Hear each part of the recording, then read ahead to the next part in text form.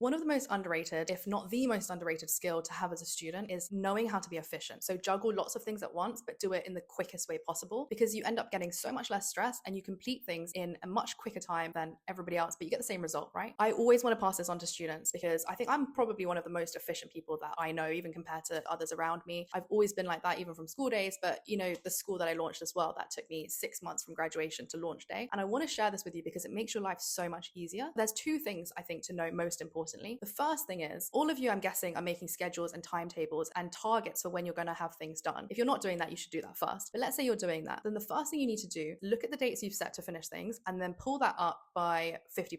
So reduce the time you're giving yourself. Let's say you set something to be done in a month, make it 2 weeks and set that as your target date. What this does is that it resets your perspective on how long things actually take, because when you initially set out that schedule, it's just based on past experiences or whatever level setting that you're doing. It's not based on what you've actually tested yourself to do. And if you never reset that and test yourself again, you're just going off of that old baseline and you don't really give yourself time to improve. It's like running a race, right? If you say, I'm going to run it in 30 seconds, that's, you're going to run it in 30 seconds. But if you try them for 20, 10, and so on and so forth, but we don't really have that kind of mental exercise when it comes to how much time we spend on things. And maybe you missed that deadline, fine, but you're probably still going to complete it quicker than the original time that you set. And then for the next time, you've reset that baseline of what you can do in a certain amount of time. So that's number one. The second thing to do is, before you start anything, is always identify the core skills that you need to make the rest of the tasks quicker. So I've talked about this in another video, but for example, if you're studying an essay subject at A level, you would first learn how to write an essay really, really well, because then every subsequent essay that you write for your A level is going to be easier, quicker, better. Whereas if you didn't, then every single thing is just going to lengthen and lengthen, and you're just going to waste lots of time later. So even if it takes more time today, I would master the core skills. Another example, and this is overkill, but it's something that I personally did, is during my school days, I first worked through the university year one micro textbook. And what that meant was, then when I went to do my personal statement, I already kind of knew all of the theories involved. So when I read another book, it didn't take me hours and hours to understand that concept and that book, because I had a bit of a head start, a bit of a base of what I could work off of. So then I spend less time on that. I spend less time on the personal statement. I get that